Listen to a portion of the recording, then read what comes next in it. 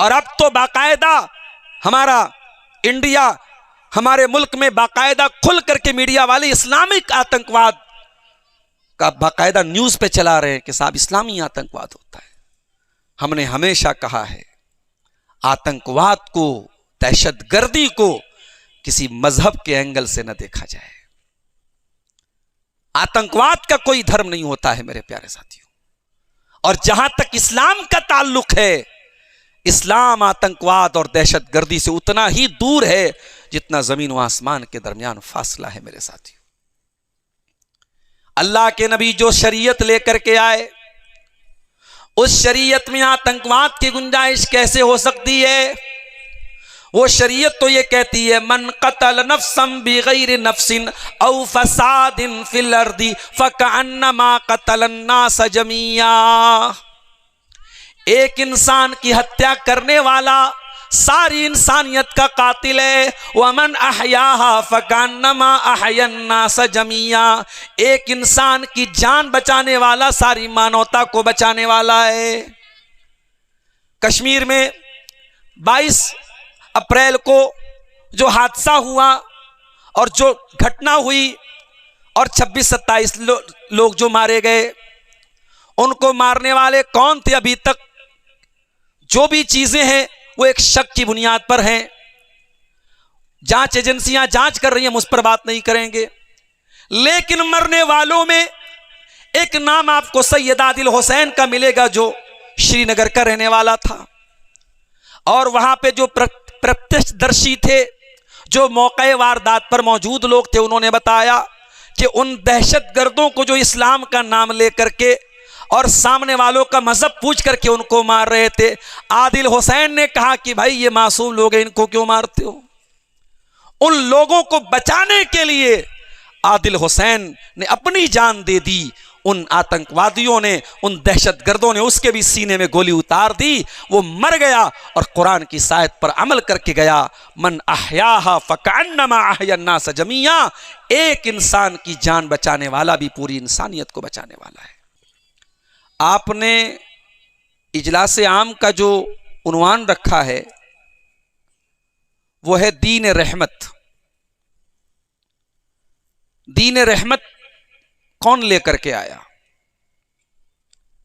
जिस इस्लाम को हम दीन रहमत कह रहे हैं, मान रहे हैं, और है भी वो दीन रहमत, उस दीन रहमत को इस दुनिया में लेकर के कौन आया? जिस शरीयत पर हम और आप अमल करते हैं, और जो शरीयत कयामत तक आने वाले हर दौर के लिए कंपैटिबल है, हर दौर के लिए सूटेबल है, हर दौर के हालात के मुताबिक उस शरीयत के अहकाम हैं, वो शरीयत अगर कोई लेकर के आया है तो वो जनाब मोहम्मद रसूलुल्लाह सल्लल्लाहु अलैहि वसल्लम लेकर के आए। इसीलिए अल्लाह ताला कुरान करीम में अपने नबी का तारुफ कराते हुए फरमाता है वमा अरसलनाका इल्ला रहमतल लिल आलमीन। ऐ नबी, हमने आपको सारी कायनात के लिए सिर्फ और सिर्फ रहमत बना करके भेजा है। आपका वजूद सारी कायनात के लिए रहमत है। और अल्लामा इब्ने क़य्यिम ने प्रूफ करके बताया है कि अल्लाह के नबी अपने दुश्मनों के लिए भी रहमत है। अल्लामा इब्ने क़य्यिम लिखते हैं कि जिन दुश्मनों ने आपके साथ जंग की, नबी उनके लिए भी रहमत है। पूछा गया वो कैसे? अल्लाह के नबी अपने दुश्मन के लिए रहमत कैसे हैं? अल्लामा इब्ने क़य्यिम लिखते हैं जिन दुश्मनों ने अल्लाह के प्यारे नबी के साथ लड़ाई की, जंग की, और जंग में वो मर गए, मार दिए गए, अगर वो और लंबे टाइम तक दुनिया में जिंदा रहते तो और ज्यादा वो अल्लाह के नबी की दुश्मनी करते, इस्लाम की दुश्मनी करते। वो पहले जंग में खत्म हो गए तो ये उनके हक में रहमत ही साबित हुआ। आपके बाद भी दुनिया में जो लोग आपका कलमा पढ़ने वाले नहीं हैं, आपकी शरीयत को मानने वाले नहीं हैं, आपके दीन पर अमल करने वाले नहीं हैं, उनके लिए भी अल्लाह के नबी रहमत हैं। इसलिए कि आपसे पहले दुनिया में जो नबी आए, उन नबियों की कौम में जो ईमान नहीं लाते थे उनके ऊपर अल्लाह का अजाब आता था। कौम आद का हाल देख लो, कौम समूद का हाल देख लो, कौम नूह का हाल देख लो, कौम लूत का हाल देख लो। लेकिन अल्लाह के आखिरी नबी के साथ ऐसा मामला नहीं है। आपके ऊपर जो ईमान नहीं लाएगा उसके ऊपर जरूरी नहीं है कि दुनिया में अल्लाह का अजाब आए। हो सकता है आखिरत में उसको, दुनिया में हो सकता है उसके ऊपर अल्लाह का अजाब ना आए, उसके कुफ्र की सजा उसको आखिरत में मिले। इस एतबार से भी अल्लामा इब्न क़य्यिम कहते हैं अल्लाह के नबी काफिरों के लिए भी रहमत हैं, गैर मुस्लिमों के लिए भी रहमत है। वमा अरसलनाका इल्ला रहमतल लिल आलमीन, ऐ नबी हमने आपको सारी कायनात के लिए रहमत बना करके भेजा है। इस कदर रहमत वाला हमने बना करके भेजा। जो आपके कट्टर दुश्मन थे, जो जानी दुश्मन थे, जिन्होंने आपको मक्का से निकलने पर मजबूर किया था, जिन्होंने आपके ऊपर नमाज की हालत में गंदगी डाली थी, जिन्होंने आपका गला दबाने की कोशिश की थी, अल्लाह के प्यारे नबी उनके हक में भी रहमत बन करके आए। जब सन 8 हिजरी में मक्का फतह हुआ, अल्लाह के प्यारे नबी मक्का में दाखिल हुए। खाने काबा को आपने 360 बुतों से पाक किया और खाने काबा के दरवाजे पर आप खड़े हो गए। सारे दुश्मन आपके सामने मौजूद हैं और आपको पूरा इख्तियार हासिल है, पूरा कंट्रोल हासिल है। आपके एक इशारे पर तलवारें चल सकती हैं, आपके एक हुक्म पर मक्का वालों को तह तय किया जा सकता है। आपने किसी से कोई बदला न लिया, किसी से कोई इंतकाम न लिया। आपने पूछा, ऐ मक्का वालों, ऐ कुरैश के लोगों, तुम्हें मुझसे क्या उम्मीद है? कहने लगे, ऐ मोहम्मद, आप अच्छे इंसान हैं, अच्छे बाप की औलाद है, अखुन करीम इब्नो करीम, आप नेक भाई हैं, नेक बाप की औलाद हैं, हमें आपसे अच्छी उम्मीद है। आपने बैक जुबान सबको माफ करते हुए फरमाया, ला तसरीब अलैकुमुल यौम इज़हबू अंतुम तुलका। ऐ मक्का वालों, मोहम्मद किसी से इंतकाम लेने नहीं आए, किसी से प्रतिशोध लेने नहीं आए, किसी से बदला लेने नहीं आए। जाओ, तुम सब के सब आज़ाद हो, मुहम्मदुर रसूलुल्लाह किसी से इंतकाम नहीं लेंगे। वमा अरसलनाका इल्ला रहमतल लिल आलमीन, हम उस नबी के मानने वाले हैं मेरे प्यारे साथियों।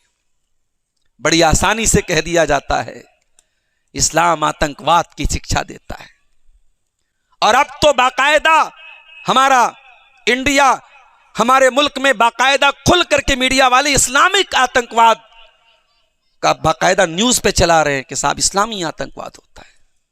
हमने हमेशा कहा है, आतंकवाद को, दहशतगर्दी को किसी मजहब के एंगल से न देखा जाए। आतंकवाद का कोई धर्म नहीं होता है मेरे प्यारे साथियों। और जहां तक इस्लाम का ताल्लुक है, इस्लाम आतंकवाद और दहशतगर्दी से उतना ही दूर है जितना जमीन व आसमान के दरमियान फासला है मेरे साथियों। अल्लाह के नबी जो शरीयत लेकर के आए, उस शरीयत में आतंकवाद की गुंजाइश कैसे हो सकती है? वो शरीयत तो ये कहती है, मन कतल नफ्सन बिगैर नफ्सिन औ फसादिन फिल अर्दी फकअन्नमा कतलन नास जमिया। एक इंसान की हत्या करने वाला सारी इंसानियत का कातिल है। वमन अहयाहा फकअन्नमा अहयन नास जमिया। एक इंसान की जान बचाने वाला सारी मानवता को बचाने वाला है। कश्मीर में 22 अप्रैल को जो हादसा हुआ और जो घटना हुई और 26-27 लोग जो मारे गए, उनको मारने वाले कौन थे? अभी तक जो भी चीजें हैं वो एक शक की बुनियाद पर हैं। जांच एजेंसियां जांच कर रही हैं, हम उस पर बात नहीं करेंगे। लेकिन मरने वालों में एक नाम आपको सैयद आदिल हुसैन का मिलेगा, जो श्रीनगर का रहने वाला था। और वहां पे जो प्रत्यक्षदर्शी थे, जो मौके वारदात पर मौजूद लोग थे, उन्होंने बताया कि उन दहशतगर्दों को जो इस्लाम का नाम लेकर के और सामने वालों का मजहब पूछ करके उनको मार रहे थे। आदिल हुसैन ने कहा कि भाई ये मासूम लोग हैं, इनको क्यों मारते हो? उन लोगों को बचाने के लिए आदिल हुसैन ने अपनी जान दे दी। उन आतंकवादियों ने, उन दहशतगर्दों ने उसके भी सीने में गोली उतार दी। वो मर गया और कुरान की सायत पर अमल करके गया, मन अहयाहा फकअन्नमा अहया अन्नास जमीआ। एक इंसान की जान बचाने वाला भी पूरी इंसानियत को बचाने वाला है। मुसलमान वो है जो जान बचाए। मुसलमान बेकसूरों की हत्या करने वाला मुसलमान नहीं हो सकता। वो नाम ले ले इस्लाम का, वो चेहरे पे दाढ़ी रख ले, वो माथे पर सजदे का निशान रख ले, तब भी वो इस्लाम का मानने वाला और इस्लाम को फॉलो करने वाला नहीं हो सकता, क्योंकि इस्लाम नबी रहमत लेकर के आए हैं। और अल्लाह अपने नबी के बारे में कह रहा है, वमा अरसलनाका इल्ला रहमतल लिल आलमीन। ऐ नबी, हमने आपको सारी कायनात के लिए रहमत बना करके भेजा है। मेरे प्यारे साथियों, पढ़े लिखे लोगों के सामने भी जब जाहिल लोग आ जाते हैं, वो अपना कंट्रोल खो देते, अपने आप अपना आपा खो देते हैं। बहुत आपके अंदर बर्दाश्त की क्षमता है, लेकिन कोई जाहिल आकर के जहालत करता है तो आप भी अपना टेम्पर हाई कर लेते हैं, आप भी अपना कंट्रोल खो देते हैं। कुर्बान जाओ जनाब मोहम्मद रसूलुल्लाह सल्लल्लाहु अलैहि वसल्लम की सीरत के ऊपर आपने जाहिलों के साथ भी कभी जाहिलाना तरीका नहीं अपनाया। एक देहाती आता है और आपके गले में चादर डाल करके जोर से खींचता है, इतनी जोर से खींचता है, बुखारी के अल्फाज हैं, उस चादर के निशान आपकी गर्दन पर पड़ जाते हैं।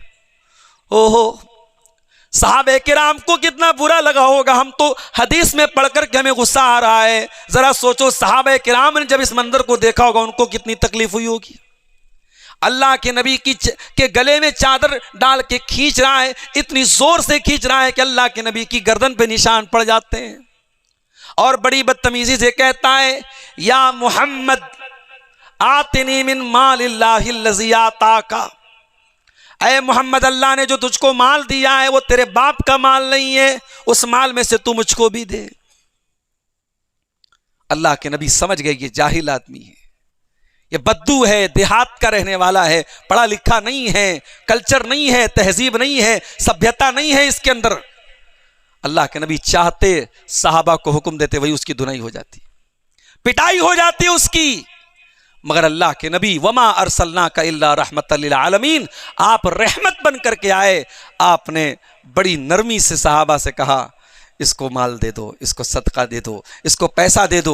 और वो जाहिल और वो गंवार और वो देहाती इंसान जब अल्लाह के नबी की तरफ से माल मिलता है और अपने गांव में जाता है, अपने इलाके में जाता है, तो जा करके कहता है कि ओ लोगों, मोहम्मद पर ईमान ले आओ, वो तो बहुत देने वाले हैं, बड़े सखी हैं, बड़े फयाज हैं, वो तो गुस्सा भी नहीं होते हैं, वो तो बहुत सब्र व तहम्मुल वाले हैं। ये अखलाक थे जनाब मोहम्मद रसूलुल्लाह सल्लल्लाहु अलैहि वसल्लम के। मेरे भाइयों, आप नेपाल की सरजमीन पर हो, चाहे इंडिया की सरजमीन पर हो, दुनिया के किसी भी मुल्क में हो, कभी अपने गरेबानों में झांको और सोचो, दुनिया ऐसे ही तो हमें निशाना नहीं बना रही है। कहीं ना कहीं हम अपने मरकज से हटे हैं मेरे प्यारे साथियों। कहीं ना कहीं हमने अपने नबी का अखलाक छोड़ा है, अपने नबी का तरीका छोड़ा है, अपने नबी की तालीम को छोड़ा है। कुरान कहता है, लक़द कान लकुम फी रसूलिल्लाहि उस्वतुन हसना। ऐ ईमान वालो, तुम्हारे नबी तुम्हारे लिए उसवे हसना है, तुम्हारे लिए नमूना है। ऐ शराब के पीछे भागने वाले नौजवानों, ऐ लड़कियों के पीछे भागने वाले नौजवानों, ऐ हराम रिलेशनशिप की तरफ भागने वाले नौजवानों, क्या तुमने अपने नबी की जवानी को पढ़ा है? तुम्हारे नबी की जवानी कितनी बेदाग थी। 25 साल की उम्र है और आप बिजनेस ट्रिप पर मुल्क के शाम जाते हैं, बिजनेस ट्रिप पर आप मुल्क के शाम जाते हैं और मक्के की एक बहुत पैसे वाली और बहुत इज्जत वाली खातून जिनका नाम खदीजा है, उनका माल, उनसे पार्टनरशिप होती है और उनका माल लेकर के आप मुल्क के शाम जा रहे हैं। खदीजा अपने गुलाम जिसका नाम मैसरा था, उस गुलाम को साथ में भेजती हैं कि जाओ जरा देखो ये तिजारत कैसे करते हैं, ये बिजनेस कैसे करते हैं। जब उस बिजनेस ट्रिप से अल्लाह के रसूल वापस आए, बहुत अच्छा मुनाफा आपको हुआ, बहुत प्रॉफिट हुआ। जब आप वापस आए, खदीजा ने अपने गुलाम से पूछा कि ऐ मैसरा, तू मोहम्मद के साथ गया था, तू बता उनका अखलाक कैसा है। कहते हैं किसी को परखना हो तो 3 काम कर लो, सफर कर लो, बिजनेस कर लो, रिश्तेदारी कर लो। सफर कर लो, बिजनेस कर लो, रिश्तेदारी कर लो, इंसान की औकात सामने आ जाती है। खदीजा ने मैसरा से पूछा मोहम्मद सल्लल्लाहु अलैहि वसल्लम का अखलाक कैसा है। मैसरा ने रिपोर्ट दी, ऐ मेरी मालकन, ऐ मेरी मलका, मैं साथ में उठा बैठा, सफर में गया, मैंने इनका बिजनेस करने का तरीका देखा, इनसे ज्यादा सच्चा, इनसे ज्यादा ईमानदार, इनसे ज्यादा ट्रांसपेरेंट इंसान मैंने कहीं नहीं देखा। जैसे दिखते हैं वैसे अंदर से हैं, कोई जाहिर और बातिन में कोई फर्क नहीं है, बहुत ही नेक है, बहुत ही सच्चे, बहुत ईमानदार हैं। खदीजा ने निकाह का पैगाम भेजा। खदीजा 40 साल की उम्र की एक बेवा खातून है, अल्लाह के नबी को निकाह का पैगाम भेजा। मेरे प्यारे नौजवान साथियों, अल्लाह के नबी बहुत खूबसूरत हैं, 25 साल के यंग है, नौजवान हैं। आप चाहते अरब की एक से एक खातून से आप निकाह कर सकते थे, यहाँ 40 साल की बेवा के निकाह का पैगाम आया। आपने अपने चचा अबू तालिब से मशवरा किया, चचा से मशवरा किया, क्योंकि चचा गार्जियन थे, चचा मुरब्बी थे। आपने चचा से मशवरा किया, चचा ने कहा रिश्ता अच्छा है, तुम हाँ कर सकते हो। अल्लाह के नबी ने हाँ कर दिया और आपकी शादी हजरत खदीजा से हो जाती है। आज इस्लाम के दुश्मन एतराज करते हैं अल्लाह के नबी की मुख्तलिफ शादियों पर। मुझे बताओ, इंसान सबसे ज्यादा उसकी जवानी का जो दौर होता है, उसमें चांस होता है इंसान के गलत रास्ते पे जाने का। अल्लाह के नबी सल्लल्लाहु अलैहि वसल्लम, नऊजुबिल्लाह सुम्मा नऊजुबिल्लाह, हमें ये अल्फाज भी इस्तेमाल नहीं करने चाहिए, मगर इस्लाम के दुश्मनों के जवाब के तौर पे हम ये कहते हैं कि तुम ये कहते हो कि अल्लाह के नबी ने इतनी शादियां क्यों की। अरे अगर आपकी शादियों का कोई और मकसद होता तो आप तो सबसे ज्यादा शादी के हकदार, आप 25 साल की उम्र में थे, उस जमाने में आपने 40 साल की बेवा से शादी की, और बाद में आपने जो शादियां की हैं हजरत खदीजा के इंतकाल के बाद, वो शादियां आपने अल्लाह के हुक्म से की हैं। और हर शादी का अपना एक बैकग्राउंड है, अपनी एक वजह है, अपना एक मकसद है, उस पर हम कभी बाद में बात करेंगे। अल्लाह के नबी की जवानी बिल्कुल आईने की तरह बेदाग है। मेरे प्यारे साथियों, वो नबी हमारे और आपके लिए नमूना है। जरा हम और आप अपने गरेबानों में झांकें, आज हमारी जवानी कहां गुजर रही है। उस दौर में बांसुरी बजा करती थी, सारंगी बजा करती थी, म्यूजिक इंस्ट्रूमेंट बजा करते थे। अल्लाह के नबी ने अपनी जवानी के दौर में नबूवत का ऐलान करने से पहले भी आपने कभी म्यूजिक को नहीं सुना, म्यूजिक की आवाज के करीब नहीं गए, मेले ठेले में नहीं गए, जाहिलियत की किसी चीज में शरीक नहीं हुए। और जब आप मुहम्मदुर रसूलुल्लाह की हैसियत से सामने आए, आपने मक्के के लोगों को यह पैगाम दिया, मैं अल्लाह का रसूल हूं, मेरे ऊपर ईमान ले आओ, तुम कामयाब हो जाओगे। मक्का वालों ने सब कुछ कहा, लेकिन आपकी सच्चाई पर सवाल न उठा सके, आपकी ईमानदारी पर सवाल न उठा सके। यहाँ तक कि जब आप मक्का से हिजरत करके मदीना जा रहे थे, उस दिन भी आपके घर में मक्का वालों की अमानत रखी हुई थी। इतने अमानतदार थे, आपके ऊपर मक्का वालों को इतना ट्रस्ट था, इतना भरोसा था कि उस दिन भी अल्लाह के नबी के घर में मक्का वालों की अमानतें रखी हुई थी। ईमानदारी सीखना है तो अपने नबी से सीखो, सच्चाई सीखना है तो अपने नबी से सीखो, और हया सीखना है। मेरे भाइयों, मेरी माँ और बहनों, आज सबसे ज्यादा अगर समाज में कोई चीज खत्म हुई है तो हया खत्म हुई है। हया हुई है। हमारा नौजवान लड़का, हमारी नौजवान लड़कियां, हमारे बूढ़े, हमारे जवान, सबके अंदर से अगर कोई चीज खत्म हो रही है, रुखसत हो रही, तो हया रुखसत हो रही। अल्लाह के नबी कितनी हया वाले थे। काना अशद्दा हया मिनल अज़राई फी खिदरिहा, इतने हया वाले थे। हजरत अबू सईद खुदरी कहते हैं अल्लाह के प्यारे नबी कुंवारी लड़कियों से ज़्यादा शर्मीले थे, हया वाले थे। कभी गंदी बात आप अपनी ज़बान पे नहीं लाते थे, गंदे अल्फाज भी अपनी ज़बान पे लाना पसंद नहीं करते थे। हया वाले थे हमारे नबी। और हमारे नबी के दौर की औरतें भी हया वाली थी। अल्लाह के नबी क़यामत का एक मरतबा जिक्र कर रहे थे। आपने कहा क़यामत के दिन सारे लोग नंगे होंगे। हज़रत आयशा ने कहा कि अल्लाह के नबी मर्द भी होंगे, औरतें भी होंगी, सब नंगे होंगे तो एक दूसरे को देखेंगे?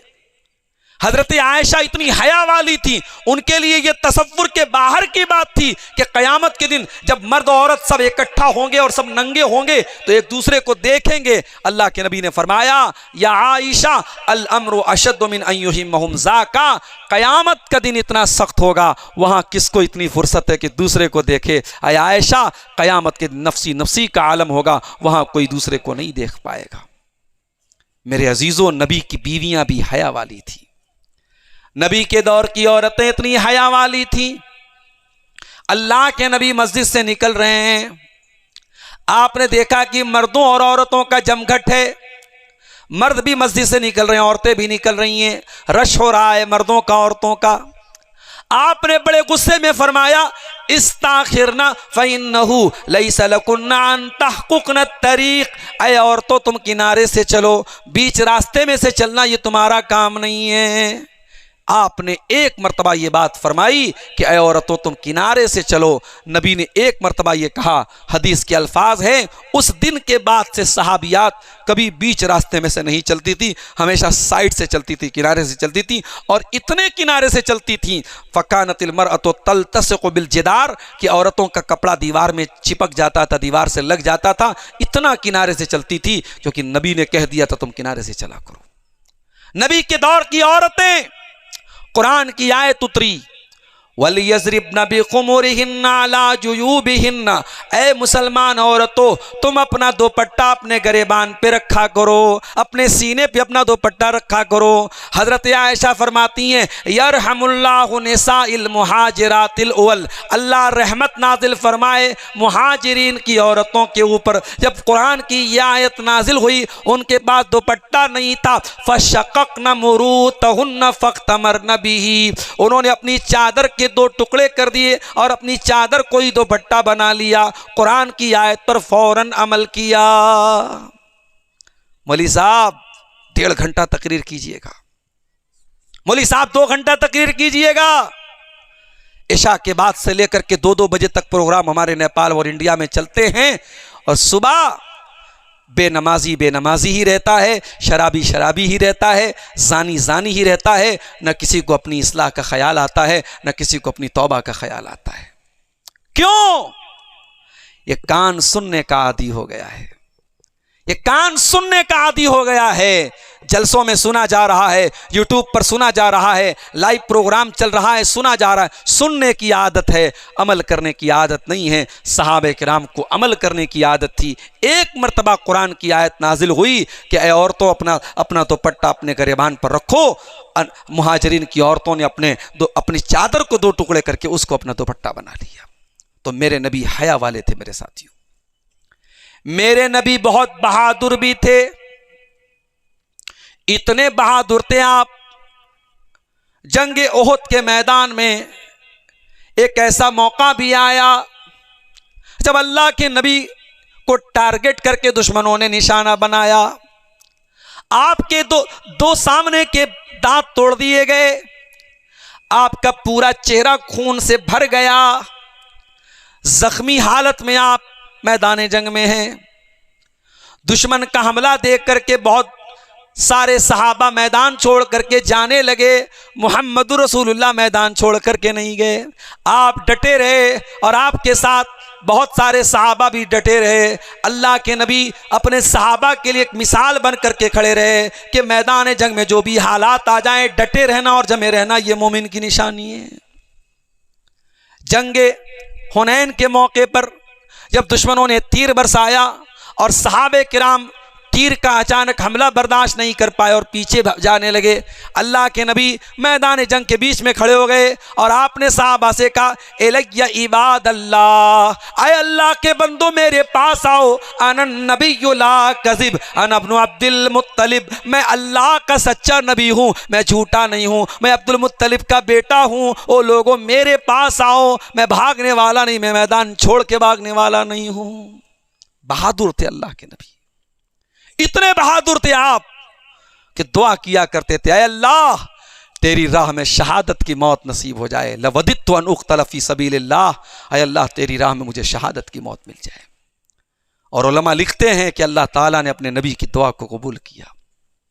नबी की वफात शहादत की वफात थी, नबी की मौत शहादत की मौत थी, क्योंकि इंतकाल के पहले अल्लाह के नबी ने हज़रत आयशा से कहा था कि आयशा, खैबर में जो गोश्त मैंने खाया था, एक यहूदी औरत के घर में आपने गोश्त खाया था, उस गोश्त में उस औरत ने जहर मिलाया था। अल्लाह के नबी ने अपने मरजुल मौत में फरमाया कि आयशा, आज भी मैं उस जहर की शिद्दत को अपने बदन में महसूस करता हूँ और ऐसा लगता है कि वो जहर मेरी अतड़ियों को काट रहा है। उलमा लिखते हैं इसका मतलब यह हुआ कि अल्लाह के नबी का इंतकाल उस जहर के असर से हुआ, इसलिए आपकी वफ़ात शहादत की वफ़ात है। अल्लाह ताला ने आपकी दुआ को कबूल किया, आपको शहादत की मौत नसीब फरमाई है। बहादुर थे मेरे नबी। अल्लाह के नबी बहुत इंसाफ करने वाले, बहुत मुनसिफ, बहुत जस्टिस करने वाले, न्याय करने वाले, न्याय प्रिय थे।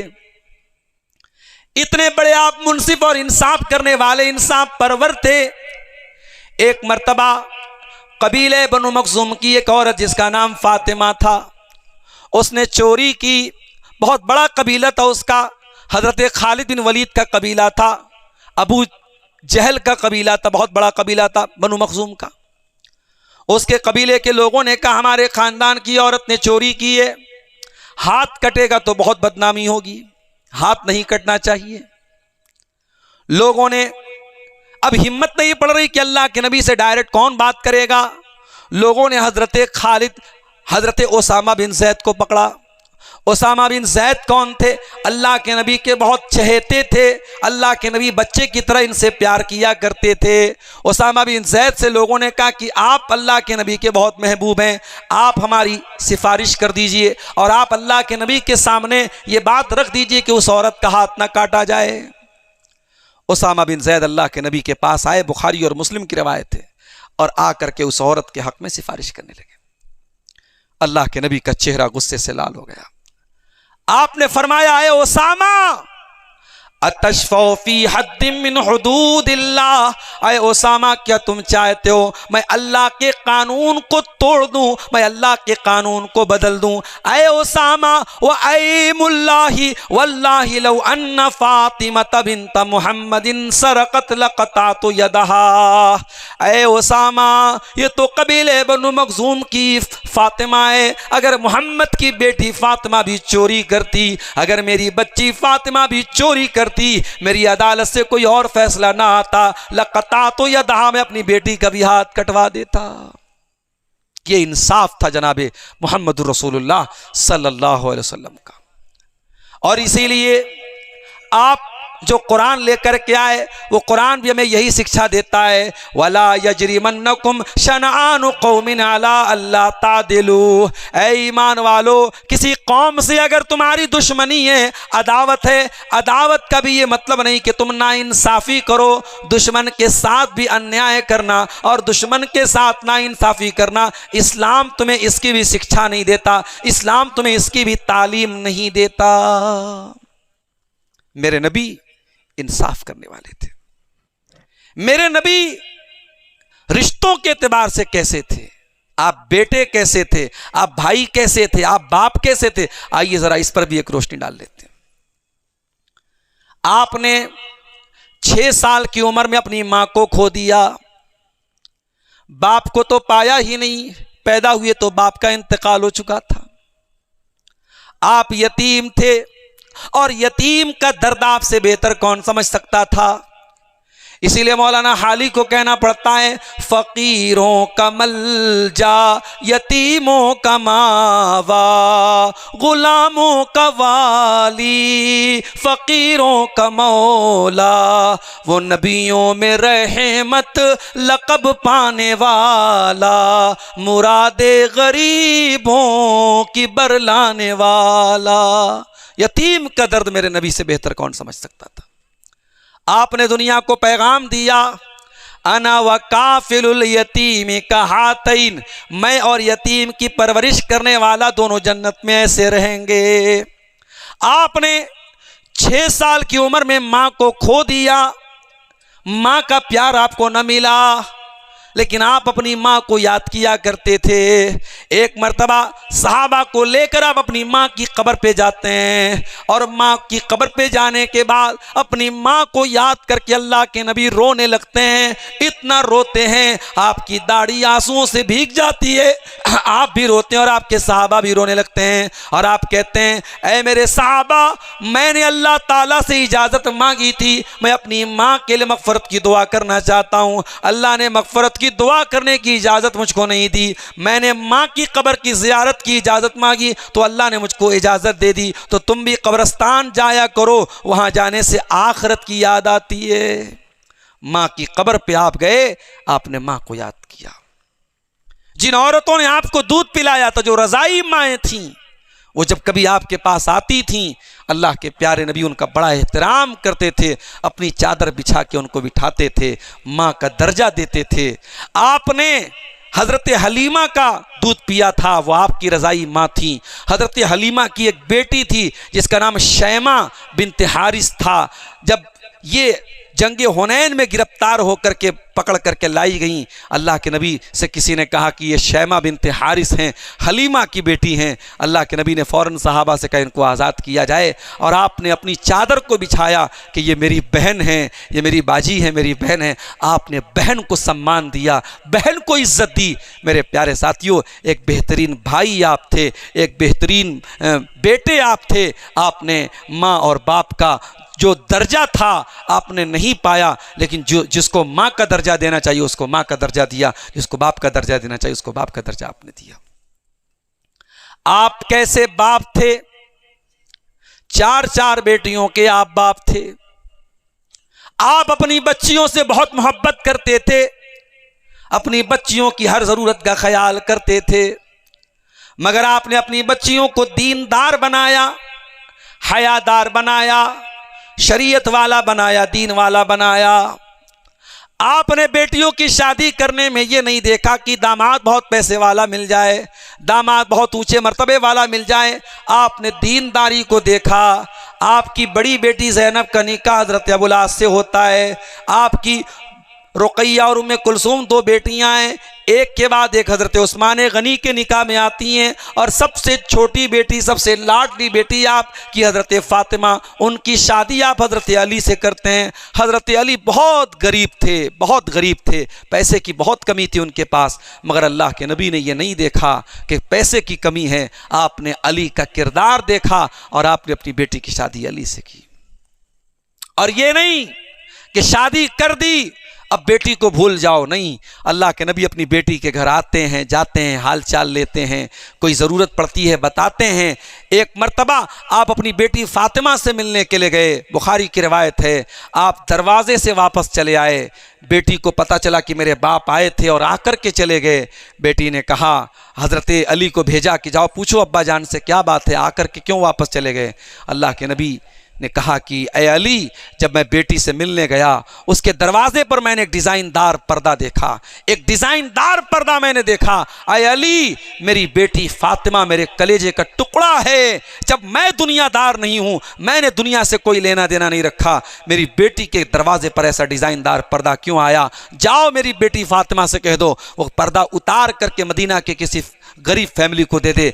आज के बाद मेरी बेटी के घर में ऐसा डिज़ाइनदार पर्दा नहीं होना चाहिए। आपने सिंपल ज़िंदगी गुजारने की, सादा ज़िंदगी गुजारने की अपनी बच्चियों को तालीम दी। मेरे प्यारे साथियों, जब आप इंतकाल का टाइम आपका आया, आपकी बेटी फ़ातिमा आपसे मिलने के लिए आती हैं, अल्लाह के नबी उनके कान में कहते हैं कि ए फ़ातिमा, मैं बहुत जल्द दुनिया से जाने वाला हूँ और मेरे अहले बैत में सबसे पहले तुम मुझसे मिलोगी।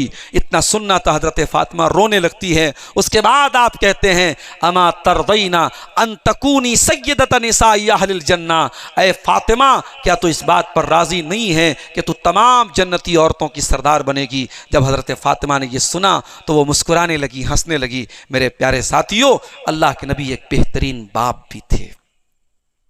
आपने एक साथ 9 बीवियों के शौहर का भी हक अदा किया। 9 बीवियां आपकी एक साथ रहा करती थीं। उनके कमरे अलग अलग थे।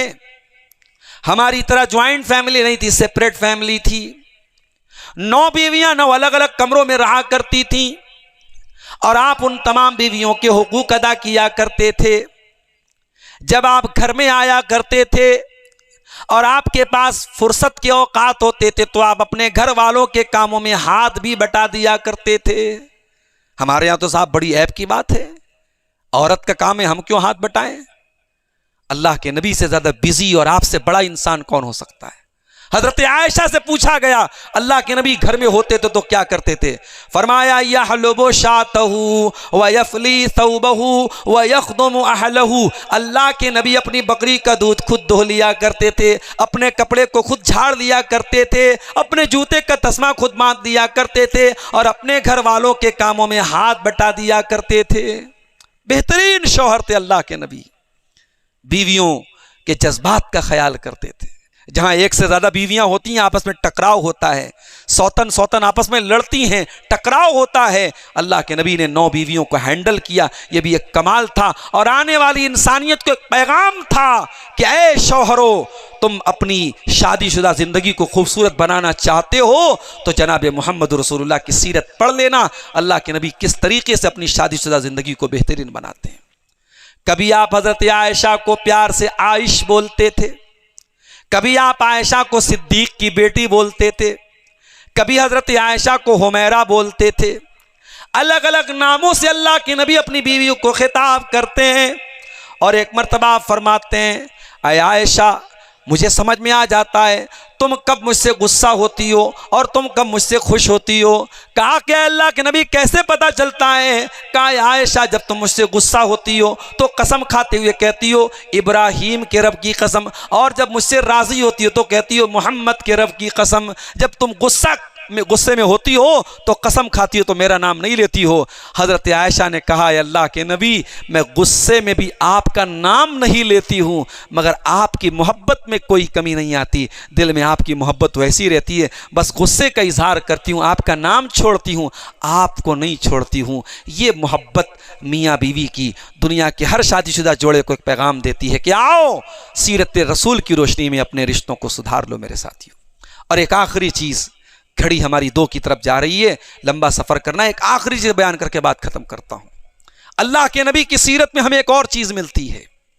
आप की बीवी भी थी, बच्चे भी थे, परिवार भी था, घर भी था, खानदान भी था, मगर आपका मिशन क्या था? मिशन क्या था आपका? या अय्युहन नबी इन्ना अरसलना का शाहिदं व मुबश्शिरं व नज़ीरा। ऐ नबी, हमने आपको गवाह बना करके भेजा है, खुशखबरी सुनाने वाला बना करके भेजा है, डराने वाला बना करके भेजा है। वदाइयन इल्लल्लाह, और ऐ नबी हमने आपको अल्लाह की तरफ दावत देने वाला बना करके भेजा है। ऐ नेपाल की सरजमीन के मुसलमानों, यहाँ लाखों की करोड़ों की तादाद में जो तुम्हारे गैर मुस्लिम भाई रहते हैं, पहाड़ों के ऊपर बसते हैं, उन जिनका अखलाक बहुत अच्छा है, जिनको बहुत आसानी से इस्लाम की दावत दी जा सकती है। ऐ इस्लाम को फॉलो करने वालों, मोहम्मद रसूलुल्लाह तुम्हें पैगाम दे रहे हैं, तेरी जिंदगी का मिशन सिर्फ खाना कमाना नहीं होना चाहिए, तेरी जिंदगी का मकसद सिर्फ अपने बच्चों के लिए जिंदगी गुजारना नहीं होना चाहिए। तू इस्लाम की दावत दे, तू अल्लाह की तरफ दावत दे। ऐ लोगों, अल्लाह के बंदों को अल्लाह की तरफ बुलाओ। यही मेरे नबी की ज़िंदगी का मिशन था और इस मिशन में नबी ने इतनी तकलीफ़ें झेली है मेरे प्यारे साथियों, तफसील का वक्त नहीं है। आपने ताइफ में पत्थर खाए इसी मिशन के लिए, आपने मक्का में तकलीफ़ें झेली, लोगों ने क्या क्या कहा आपको, इसी मिशन के लिए आपने झेली। लेकिन आपके दिल में एक ही टेंशन थी, एक ही फिक्र थी। कुरान कहता है फलअल्लका बाखिउन नफ्सका अला आथारिहिम इल्लम युमिनु बिहाज़ल हदीसी असफ़ा। ऐ नबी, अगर ये लोग ईमान नहीं लाएंगे तो कहीं आप अपनी जान न दे दें। मेरे अजीज़ों, लोगों के ईमान लाने की फ़िक्र अल्लाह के नबी को रहती थी। आपका एक ही मिशन था, इंसानियत को जहन्नम से कैसे बचाया जाए और ईमान के रास्ते पे कैसे लेके आया जाए। आज उल्टा मामला हो रहा है, आज मुसलमान मुर्तद हो रहा है, मुसलमान लड़की मुर्तद हो रही है, इस्लाम को छोड़ करके दूसरा मजहब कबूल कर रही है। हाय हाय, ये कैसा सितम है मेरे प्यारे साथियों, ये कैसे मेयार कैसा बदल गया। अरे उस नबी का कलमा अगर हम पढ़ते हैं तो हमारी ज़िंदगी का मिशन ये होना चाहिए, हम लोगों को ईमान की तरफ बुलाएं, तौहीद की तरफ बुलाएं। दुनिया में बहुत सारे ऐसे लोग हैं जो अल्लाह को नहीं मानते, अल्लाह को बुरा भला कहते हैं, अल्लाह को गाली देते हैं, रसूल को गाली देते हैं। ऐसे लोगों को हम प्यार से, मोहब्बत से, अखलाक से, दलाइल से हम कायल करें और इस्लाम की दावत दें, तौहीद की दावत दें। ये हमारे नबी की ज़िंदगी का एक बहुत बड़ा सबक है। अल्लाह से हम दुआ करते हैं रब्बुल आलमीन हमें अपने प्यारे नबी की सीरत पर चलने की तौफीक अता फरमा। रब्बुल आलमीन हमारी कमियों और कोताहियों को माफ़ फरमा। रब्बुल आलमीन अपने रहम करम की बारिश हम सब पर नाजिल फरमा। इलाहुल आलमीन आज का ये प्रोग्राम जिन भाइयों ने रचाया है, बसाया है, उनकी इस कोशिश को कबूल फरमा। जब तक हम दुनिया में ज़िंदा रहें, इस्लाम पर ज़िंदा रहें और हमारा खात्मा ईमान पर हो। आमीन। रब्बना तक़ब्बल मिन्ना इन्नका अंतस समीउल अलीम व तुब अलैना इन्नका अंतत तव्वाबुर रहीम व सल्लल्लाहु तआला अला नबीना मुहम्मद व अला आलिहि व सहबिहि अजमईन। वस्सलामु अलैकुम व रहमतुल्लाहि व बरकातुहू।